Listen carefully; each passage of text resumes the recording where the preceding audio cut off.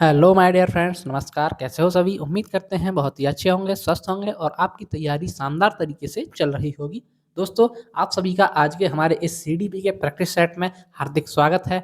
ये practice set आपके लिए UP TET, C TET, D triple S B, K V S यानी जो भी आपके टीचिंग एग्जाम्स होते हैं, जहाँ भी आपकी CDP, child development and pedagogy जो सब्जेक्ट होता है, बाल विकास, वो पूछा जाता है, उसमें ये क्लास बहुत ही हेल्पफुल साबित होगी, बहुत ही आपको हेल्प करेगा ये प्रैक्टिस सेट इन सभी में। तो चलिए आज देर ना करते हुए आज की क्लास को शुरू करते हैं। आपका क्वेश्चन नंबर फर्स्ट, निम्न में से कौन सा आयाम मानसिक विकास के तहत आता है? ऑप्शन ए भाषा, बी आकार, सी अनुराग या डी ईमानदारी।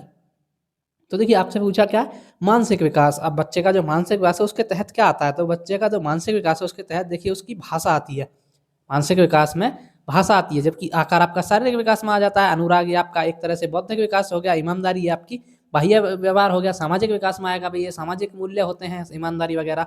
तो ये जो भाषा है ये आपकी मानसिक विकास के तहत आती है। ऑप्शन नंबर यहाँ पर बिल्कुल सही जवाब है। चलिए नेक्स्ट बढ़ेंगे। क्वेश्चन नंबर 2, व्यक्ति एक दूसरे से भिन्न क्यों होते हैं? ऑप्शन ए वातावरण के प्रभाव के कारण, बी जन्मजात विशेषताओं के कारण, सी वंशानुक्रम और वातावरण की अंतःक्रिया के कारण, या डी माता पिता के प्राप्त जीनों द्वारा। तो देखिए व्यक्ति एक दूसरे से भिन्न होते हैं, सभी को पता है भाई। सभी में व्यक्तिगत विभिन्नता नाम का एक, इंडिविजुअल डिफरेंसेस नाम का एक वर्ड सुना होगा आपने व्यक्तिगत विभिन्नता की, जो प्रत्येक व्यक्ति किसी ना किसी एंगल से, किसी ना किसी रूप में भिन्न एक दूसरे से होता ही होता है, एक समान नहीं होता कोई भी। तो वो किस कारण होते हैं? वो होते हैं आपकी वंशानुक्रम और वातावरण की अंतःक्रिया के कारण। यानी वंशानुक्रम मतलब जो उनके जो माता पिता हैं उनसे जीन्स के रूप में जो गुण प्राप्त होते हैं वो, और जो वातावरण है उसका आसपास का, वो जब अंतर क्रिया होती है उन दोनों की, तो वहाँ से व्यक्तित्व आपका जो मनुष्य होता है उसका व्यक्तित्व बनता है। तो वो उस व्यक्तित्व में व्यक्तिगत विभिन्नता उसी के कारण होती है। ठीक है फ्रेंड्स, तो ऑप्शन नंबर सी यहाँ पर बिल्कुल सही जवाब है। चलिए आगे बढ़ेंगे। क्वेश्चन नंबर 3, धर्म जिससे व्यक्तिगत बच्चा संबंधित होता है वह डैश डैश का हिस्सा है। ऑप्शन ए वंशानुगतता, बी प्रसव पूर्व पर्यावरण, सी सामाजिक पर्यावरण या डी भौतिक पर्यावरण। तो देखिए धर्म जो होता है किसी का भाई, आप सब अलग अलग धर्म अपनाते हैं, कोई हिंदू, मुस्लिम, सिख, ईसाई, जैन, पारसी, ये सभी अलग अलग धर्म होते हैं। तो धर्म जो है जिससे बच्चा व्यक्तिगत रूप से जुड़ा होता है, वो पूछा है, तो वो किसका हिस्सा होता है धर्म? तो धर्म होता है आपका सामाजिक पर्यावरण का। ये आपका सामाजिक जो हमारा समाज है उसी में तो निर्धारित कर रखा है कि भाई हिंदू, मुस्लिम, सिख, ईसाई, कोई ऊपर से थोड़ी निर्धारित होता है कि ये तो आपने हमारा जो समाज है उसने निर्धारित कर रखा है धर्म को। तो धर्म है ये एक तरह से सामाजिक पर्यावरण के अंतर्गत आता है, उसका हिस्सा होता है। ऑप्शन नंबर सी बिल्कुल राइट है। नेक्स्ट क्वेश्चन नंबर 4, जीन पियाजे के अनुसार सीखने के लिए निम्न में से क्या सबसे आवश्यक है? ऑप्शन ए पुनर्बलन व सजा, बी विद्यार्थियों द्वारा सक्रिय खोजबीन, सी अवलोकन एवं अनुकरण या डी भाषात्मक विकास जो सामाजिक अंतःक्रिया को सुसाध्य करता है। तो देखिए जीन पियाजे के अनुसार सीखने के लिए सबसे आवश्यक है वो है विद्यार्थियों द्वारा सक्रिय खोजबीन। यानी कि बच्चा जो है वो एक्टिव लर्नर के रूप में एक्टिव रह करके, सक्रिय रह करके अपनी खोजबीन में लगा रहे, तो वो उसका जो सीखना होता है वो सबसे सार्थक होगा, सबसे आवश्यक चीज़ है उसको सीखने में जीन पियाजे के अनुसार। तो ऑप्शन नंबर बी यहाँ पर बिल्कुल सही जवाब होता है।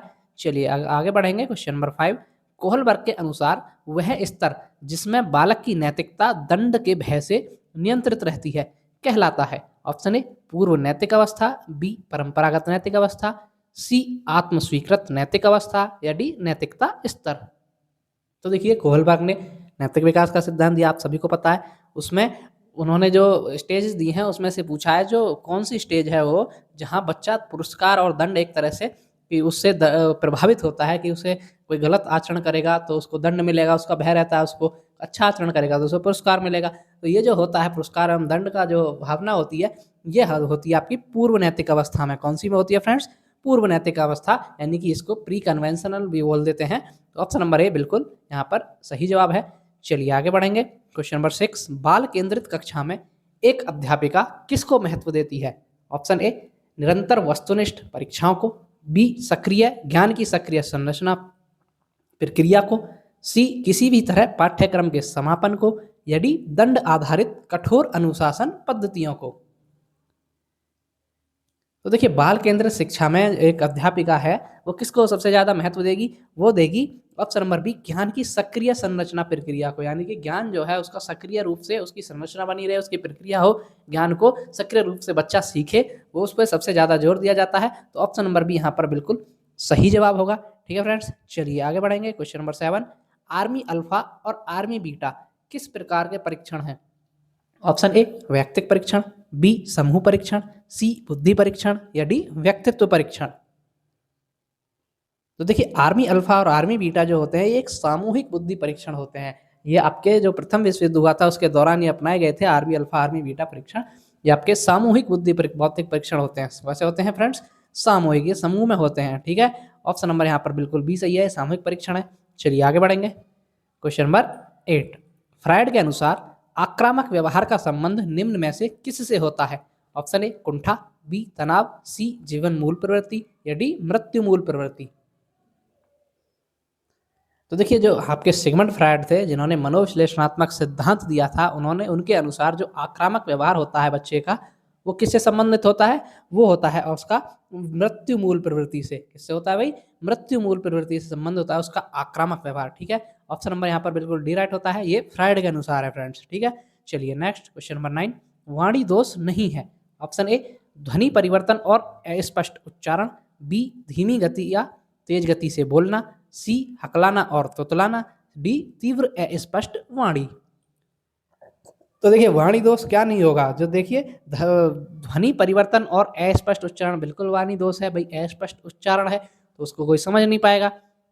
ऑप्शन सी क्या कह रहा है? हकलाना तुतलाना, हकलाओगे तो हकला कर बोलेगा, कोई तुतला कर बोलेगा तो वो भी वाणी दोष हो जाएगा वहां पर भी। ऑप्शन नंबर डी तीव्र अस्पष्ट वाणी, यानी कि वो बहुत तेजी से बोल रहा है और वो अस्पष्ट है, उसको कोई समझ नहीं पा रहा वाणी को, उसके शब्दों को जो बोल रहा है वो, तो वो भी एक प्रकार का वाणी दोष ही होता है। लेकिन धीमी या तेज गति से बोलना ये वाणी दोष नहीं है। देखिए वो भले धीमी गति से बोल रहा है लेकिन स्पष्ट बोल रहा है तो वो वाणी दोष में नहीं आएगा, और भले ही तेज गति से बोल रहा है वो भी स्पष्ट बोल रहा है, सबको समझ आ रहा है, तो वो भी आपका वाणी दोष नहीं होता है। तो ऑप्शन नंबर बी यहाँ पर बिल्कुल सही जवाब है। चलिए आगे बढ़ेंगे। क्वेश्चन नंबर 10, बच्चे डैश डैश को छोड़कर अन्य सभी के द्वारा लिंग भूमिकाएं ग्रहण करते हैं। ऑप्शन ए मीडिया, बी सामाजिकरण, सी संस्कृति या डी ट्यूशन। तो देखिए बच्चे जो होते हैं वो ट्यूशन जो होता है आपका, ये जो बच्चे ट्यूशन लेने जाते हैं, ट्यूशन जो होता है उसको छोड़ करके बाकी सभी के द्वारा लिंग भूमिकाएं ग्रहण करते हैं, मीडिया के द्वारा भी, सामाजिकरण के द्वारा भी, संस्कृति के द्वारा भी, लेकिन ट्यूशन जो होता है इसके द्वारा लिंग भूमिका ग्रहण नहीं करते हैं। तो ऑप्शन नंबर डी यहाँ पर बिल्कुल हमारा सही जवाब हो जाएगा। चलिए आगे बढ़ेंगे। क्वेश्चन नंबर 11, अर्जित ज्ञान का परीक्षण करने के लिए कौन सी विधि है? ऑप्शन ए आकलन विधि, बी प्रोजेक्ट विधि, सी प्रश्नोत्तर विधि या डी अवलोकनात्मक विधि। तो देखिए अर्जित ज्ञान का परीक्षण करने के लिए वो है आकलन विधि। जो आपने अर्जित ज्ञान किया है उसका आकलन करना, वो उसकी क्या हो जाएगी? आकलन विधि होती है। अर्जित उसका परीक्षण करने की विधि जो है वो आकलन विधि कहलाती है। ऑप्शन नंबर ए यहाँ पर बिल्कुल सही जवाब है। चलिए नेक्स्ट बढ़ेंगे। क्वेश्चन नंबर 12, समावेशी शिक्षा क्या मांग करती है? ऑप्शन ए व्यक्तिगत विभिन्नताओं को पहचानते हुए पाठ्यक्रम में लचीलापन, बी विद्यार्थियों की दक्षताओं के आधार पर पृथक्करण, सी सभी विद्यार्थियों के लिए मानक पाठ्यचर्या या डी विशिष्ट जरूरत वाले विद्यार्थियों के लिए केवल व्यावसायिक शिक्षा का प्रबंधन। अब देखिए आपसे पूछा समावेशी शिक्षा क्या मांग करती है, तो ऑप्शन नंबर डी से शुरू करते हैं। विशिष्ट आवश्यकता जरूरत वाले विद्यार्थियों में केवल, देखिए यहाँ पर केवल वर्ड आ गया, और केवल वर्ड जहाँ भी आया वो नेगेटिव चीजें होती हैं, तो हमको ये बिल्कुल तुरंत काट देना है। ठीक है फ्रेंड्स, ऑप्शन नंबर सी क्या कह रहा है? सभी विद्यार्थियों के लिए मानक पाठ्यचर्या। अब भाई समावेशी शिक्षा मानक पाठ्यचर्या के लिए सभी विद्यार्थी, भाई कोई कैसे सीख रहा है कोई कैसे सीख रहा है, तो ये भी गलत हो जाएगा। ऑप्शन नंबर बी क्या कह रहा है? विद्यार्थियों की दक्षता के आधार पर पृथक्करण। देखिए पृथक्करण करना भी एक तरह से, भाई यहाँ तो बात हो रही है समावेशन की, समावेश शिक्षा क्या मतलब? भाई सभी का समावेशन करना, और यहाँ बात हो रही है ये कर रहा है पृथक्करण की, तो ये बिल्कुल गलत नेगेटिव चीज होगी, ये भी कट जाएगा। तो हमारा बचा ऑप्शन नंबर ए व्यक्तिगत विभिन्नताओं को पहचानते हुए पाठ्यक्रम में लचीलापन। अब ये है देखिए भाई सभी बच्चों में व्यक्तिगत विभिन्नता होती है, कोई किसी तरह से सीखता है कोई किसी तरह से, तो जो उनके बच्चों के व्यक्तिगत विभिन्नता को ध्यान में रखते हुए पाठ्यक्रम में लचीलापन होना चाहिए उसको सिखाने के लिए। तो ये जवाब जो है हमारा बिल्कुल सही हो जाएगा। ऑप्शन नंबर ए यहाँ पर बिल्कुल सही जवाब है। ठीक है फ्रेंड्स, चलिए आगे बढ़ेंगे। क्वेश्चन नंबर 13, निम्न में से कौन सी इकाई का उपयोग सुनने की क्षमता की जांच हेतु किया जाता है? Option A decimetre, B decibel, C डेसीपाइन या सी डी डेसी बिंदु। तो देखिए एक तरह से आपकी जो ध्वनि होती है, ध्वनि को किसमें मापा जाता है ये पूछा है आपसे, तो ध्वनि को मापा जाता है डेसिबल में, है ना? ऑप्शन नंबर बी यहाँ पर बिल्कुल सही जवाब होगा, डेसिबल में मापा जाता है। ध्वनि की कितनी तीव्रता है भाई, कितने डेसिबल की है, तो वो आपका डेसिबल में मापा जाता है। ठीक है फ्रेंड्स, ऑप्शन नंबर बी यहाँ पर सही जवाब है। आगे बढ़ेंगे, क्वेश्चन नंबर 14, प्रतिभाशाली बच्चे का गुण है। ऑप्शन ए, अपनी उम्र के अन्य बच्चों की तुलना में बहुत पीछे रहते हैं। बी, कम बुद्धि लब्धि। सी, तीव्र निर्णय लेना तथा आत्मविश्वास होना। या डी, दूसरों के साथ अंतःक्रिया में असमर्थ। अब देखिए प्रतिभाशाली बच्चे हैं तो गॉड गिफ्टेड बच्चे जो होते हैं वो भाई अन्य बच्चों की तुलना पीछे थोड़ी रहते हैं, वो तो प्रतिभाशाली तो आगे रहेगा। कम बुद्धि लब्धि नहीं भाई, जब बुद्धि लब्धि अगर कम होगी तो प्रतिभाशाली थोड़ी कहलाएगा, ये भी गलत हो जाएगा। और दूसरों से अंतःक्रिया करने में असमर्थ नहीं, प्रतिभाशाली बच्चे जो होते हैं दूसरों से अंतःक्रिया कर बहुत अच्छे तरीके से करते हैं, तो ये भी गलत हो गया। बचा क्या हमारा ऑप्शन नंबर सी, तीव्र निर्णय लेना। यानी भाई प्रतिभाशाली है तो जल्दी से निर्णय पर पहुंच जाते हैं, जल्दी से समस्या को समाधान कर लेते हैं और उसमें आत्मविश्वास की होता है, तो ऑप्शन नंबर सी यहाँ पर बिल्कुल सही जवाब है। चलिए नेक्स्ट बढ़ेंगे, क्वेश्चन नंबर 15, अलग ढंग से कार्य करने तथा नए तरीकों का इस्तेमाल करने की योग्यता कहलाती है। ऑप्शन ए, सृजनात्मकता। बी, व्यक्तित्व विकास। सी, नवीनता। या डी, जागरूकता। तो देखिए अलग ढंग से कार्य करना, नए तरीकों को इस्तेमाल करना, ये योग्यता आपकी कहलाती है सृजनात्मकता की। किसकी कहलाती है फ्रेंड्स? सृजनात्मकता। ठीक है, क्रिएटिविटी जो होती है आपकी ये कहलाती है। ऑप्शन नंबर ए बिल्कुल यहाँ पर सही जवाब है। चलिए नेक्स्ट क्वेश्चन नंबर 16, निम्न में से कौन सी बालकों के लिए अधिगम की प्रक्रिया नहीं है? ऑप्शन ए, प्रतिबिंबन। बी, तर्क। सी, परिपक्वता। या डी, कल्पना। अब देखिए बालकों के लिए अधिगम की प्रक्रिया कौन सी नहीं है इनमें से, तो वो नहीं है आपकी ऑप्शन नंबर सी, परिपक्वता। जो मैच्योरिटी होती है भाई, बच्चे मैच्योर थोड़ी होते हैं, बच्चे में तो जैसे जैसे उम्र बढ़ती है तब जो व्यक्ति होता है, बच्चा होता है, मैच्योर होता जाता है। तो बच्चों के लिए प्रतिबिंबन होता है, तर्क होता है, वो कल्पना भी करते हैं, लेकिन परिपक्वता अधिगम की प्रक्रिया का अंग नहीं होता है। ऑप्शन नंबर सी यहाँ पर बिल्कुल सही जवाब है। चलिए नेक्स्ट बढ़ेंगे, क्वेश्चन नंबर 17, सीखने का स्थानांतरण है। अब जो सीखना होता है उसका स्थानांतरण कैसा होता है? ऑप्शन ए, सीखी गई वस्तु को संभालना। बी, सीखी हुई तरकीब का वैसे ही उपयोग। सी, सीखी हुई वस्तु का अन्य परिस्थितियों में प्रयोग। या डी, उपयुक्त में से कोई नहीं। अब बोलते हैं ना भाई सीखने का स्थानांतरण हो गया, तो वो स्थानांतरण जो है वो क्या होता है? तो वो होता है आपका ऑप्शन नंबर सी, सीखी हुई वस्तु का अन्य परिस्थिति में प्रयोग करना। भाई कोई चीज़ सीखी उसका अन्य परिस्थिति में प्रयोग करना, वो आपका सीखने का स्थानांतरण हो गया। ऑप्शन नंबर सी यहाँ पर बिल्कुल सही जवाब होता है।